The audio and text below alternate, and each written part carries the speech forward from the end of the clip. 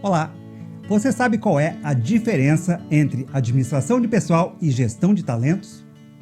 E por que esses e outros termos que designam a área de RH ou de gestão de pessoas mudaram tanto ao longo do tempo? Você sabia que os nomes usados para a gestão de recursos humanos no Brasil têm origens surpreendentes que podem mudar a sua visão sobre o assunto? A evolução da área de recursos humanos, o RH, reflete mudanças profundas na forma como as organizações tratam seus trabalhadores.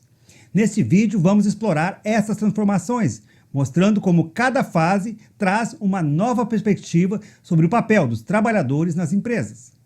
Vamos entender por que a área de RH recebeu diferentes designações, não por acaso. Eu mesmo emprego por aqui os termos recursos humanos e gestão de pessoas, uma vez que o RH ainda é o termo mais conhecido. Mas, atualmente, gestão de pessoas é mais utilizado pelas organizações. Antes de avançarmos, deixa eu me apresentar. Para quem não me conhece, eu sou o professor Rodilon Teixeira, mestre em administração pela URGS e doutor em administração pela PUC-Rio. A você que está chegando agora no meu canal, seja bem-vindo. Vamos lá. Eu vou aqui apresentar, são seis principais e mais conhecidas nomenclaturas utilizadas para a área de gestão de pessoas, ou seja, a unidade das organizações que é responsável pela contratação, pagamento, desenvolvimento, cadastro, entre tantas outras atividades que variam pelo período, como veremos. Vamos então ao primeiro termo, administração de pessoal, 1950-1960. Na década de 1950, a área de RH era conhecida como administração de pessoal. O foco estava em tarefas burocráticas, como folha de pagamento, controle de ponto e cumprimento das normas trabalhistas. Claro, você deve estar pensando, isso ainda acontece? Sim, ainda acontece. E na verdade, não há uma separação de uma fase para outra. As tarefas continuam. Bom, os funcionários, nesse caso, eram vistos principalmente como recursos a serem geridos de forma eficiente. Imagina você, uma fábrica tradicional da época, onde o RH concentrava em manter registros precisos e garantir que todos estivessem em conformidade com as regras. Vamos então à segunda, o termo utilizado, relações industriais. Esse termo, década de 60 e 70, vamos ver, nos anos 1960, então, a atenção começou a se voltar para as relações entre empregadores e empregados, especialmente em tempos de grandes mudanças econômicas e sociais. Esse período foi marcado por intensas negociações coletivas e conflitos trabalhistas. O termo relações industriais surgiu para descrever o papel do RH em mediar esses conflitos. Pense em uma greve em uma grande indústria automobilística, onde o RH tinha que lidar com as questões como acordos sindicais e negociações salariais. Vamos ao terceiro termo, melhor dizendo, recursos humanos. Foi a partir, então, da década de 80 em diante que esse termo se popularizou. Então, o termo recursos humanos, o RH, se tornou predominante, ainda hoje. A visão dos funcionários passou a ser de simples recursos a ativos estratégicos para o sucesso da organização. O RH começou a se envolver em decisões mais estratégicas, como o planejamento de carreira e o desenvolvimento de lideranças. Um exemplo prático seria o programa de treinamento focado em preparar novos líderes para a empresa. Vamos então ao quarto termo utilizado, gestão de pessoas, 1990. Nos anos 90, o conceito de gestão de pessoas ganhou força, refletindo uma abordagem mais humana e integradora. O foco passou a ser o desenvolvimento e o bem-estar dos trabalhadores, com o objetivo de criar um ambiente de trabalho positivo e produtivo. Um exemplo seria um programa de qualidade de vida no trabalho, que inclui iniciativas como flexibilidade de horário e promoções de saúde mental. Eu vou deixar aqui nesse card a indicação de um vídeo em que abordo as tendências atuais da área de gestão de pessoas. Então aqui, para você olhar um pouco e ver alguns itens. Nessa figura aqui, que estou apresentando aqui ao lado, eu usei nessa palestra, na UERGS, as fases de gestão de pessoas. Podemos compreender, então, verificar que há uma relação aí, a fase contábil, década de 30, a fase legal, década de 50, ali, administração de 65 a 85, estratégica e gestão de pessoas. Então nós vemos que há uma relação temporal e histórica com o nome e o termo que é utilizado para o RH com as questões dos períodos que a gente vai identificar. Bom, seguimos. Vemos então essa influência, né? Existe uma influência principalmente aqui no Brasil, ok? Mas antes de eu continuar, eu quero destacar e lembrá-los, né, como sempre, que os conceitos que eu apresento aqui são sínteses, são resumos, e para uma melhor compreensão será necessário, claro, a sua leitura e estudos de livros e textos que abordam com mais detalhes esse tema. Eu vou deixar aqui na descrição, aqui embaixo, algumas sugestões de leituras, ok? Seguimos. O quinto termo, capital humano. Já na virada do século, a ideia de capital humano começou a ganhar destaque.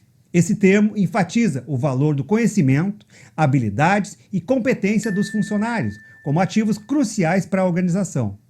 As empresas começaram a investir mais em treinamento e desenvolvimento, reconhecendo que a inovação depende do crescimento contínuo dos seus trabalhadores. Podemos exemplificar, né, essa fase com programas de mentoria para jovens talentos, onde profissionais experientes orientam novos funcionários para acelerar o seu desenvolvimento. Vamos então ao sexto termo utilizado. Mas não saia, nós temos aí mais novidades e mais questões para tratar. O sexto termo, então, é talento humano. Mais recentemente, a expressão talento humano se tornou popular. Esse conceito vai além do desenvolvimento de habilidades. Ele foca também na atração e retenção dos indivíduos com capacidades excepcionais, que podem fazer a diferença na organização. Um exemplo seria um processo de recrutamento altamente seletivo. Ele é projetado para identificar e contratar os melhores candidatos disponíveis no mercado de trabalho. Com isso, vimos que a designação ou o nome da área sofre influências das fases e períodos históricos e sociais vivenciados no Brasil. Entretanto, verificamos que o mesmo fator e distinção de nomes não ocorre igualmente nos Estados Unidos ou mesmo na Europa, locais de onde se originam a maior parte das teorias da administração, especificamente de gestão de pessoas. Vejam bem, ao fazer tal comparação entre Brasil e outros países, eu não estou aqui fazendo um juízo de valor, dizendo que um é melhor ou pior do que o outro, mas destacando as peculiaridades e diferenças que ocorreram no Brasil. Vamos então, comparação entre Brasil e Estados Unidos. Agora vamos destacar as diferenças nas trajetórias de desenvolvimento da área de RH no Brasil e nos Estados Unidos. Primeiro, no Brasil, a evolução dos termos reflete uma adaptação a mudanças sociais e econômicas ao longo do século XX, o que influenciou a forma como as organizações lidavam com a gestão de pessoas. Por outro lado, nos Estados Unidos, houve uma maior padronização. O campo de recursos humanos evoluiu de forma mais contínua, com menos necessidade de múltiplas distinções terminológicas. O termo Human Research, da sigla HR, tem sido amplamente utilizado desde meados do século XX, enquanto houve uma transição de foco em Personal Management para Human Resource Management, HRM, sendo este o termo mais amplamente utilizado. Essa mudança foi mais gradual e não gerou tantas subdivisões quanto aqui no Brasil. A abordagem americana foi amplamente influenciada por práticas de eficiência e produtividade, especialmente a influência do movimento de gestão científica de Frederick Taylor e, mais tarde, do enfoque de desenvolvimento organizacional. Eu vou deixar aqui, nesse outro card, a indicação de 2 vídeos em que abordo as teorias de Taylor e Fayol, para você lembrar um pouco dessas teorias que são importantes. O Brasil tem uma forte tradição acadêmica em ciências sociais e administração, que muitas vezes busca contextualizar e adaptar as teorias estrangeiras. Isso resultou em um campo de estudos de RH que, em muitos casos, segmenta e renomeia os conceitos, para refletirem as particularidades da realidade local, da realidade brasileira. As diferentes designações do Brasil também refletem o desejo de alinhar as práticas de RH com diferentes contextos organizacionais, valores culturais específicos e fases da maturidade organizacional da empresa. Por exemplo, dedicar maior importância ao relacionamento pessoal e da coletividade. Contudo, o O que observamos é que algumas organizações adotam tais nomes apenas por modismo, sem refletir, na verdade, a política de ações de gestão de pessoas. Antes de avançarmos, pergunto se esse conteúdo está sendo útil para você, se trouxe contribuições e insights para o seu aprendizado. Se estiver gostando, por favor, se inscreva no canal, ative o sino para receber as notificações de novos conteúdos, mas se você já está inscrito, é meu parceiro de aprendizagem, deixe agora o seu like, ok? Vamos seguindo então. Ao longo desse vídeo, nós vimos que a área do RH evoluiu muito no Brasil, passando por diversas fases e adotando diferentes nomes, cada um representando uma mudança na forma de ver e tratar os trabalhadores. Desde a burocrática, administração de pessoal, até a moderna, gestão de talentos. A evolução desses termos reflete mudanças sociais e atitudes no trabalho, mostrando a evolução de uma visão transacional dos funcionários, para uma abordagem mais holística, onde o bem-estar e os desenvolvimentos são centrais. Ou seja, novas filosofias de gestão influenciaram a linguagem que usamos em RH. Isso explica a diversidade de nomes que ainda encontramos para a unidade de RH das organizações. No campo acadêmico, as designações para a área de recursos humanos, o RH, variam entre Brasil, Estados Unidos e na Europa, refletindo as tradições teóricas e os contextos culturais de cada região. Para quem trabalha ou pretende trabalhar na área de RH, entender essas mudanças é fundamental para se adaptar e para prosperar em um ambiente de negócios que está em constante transformação.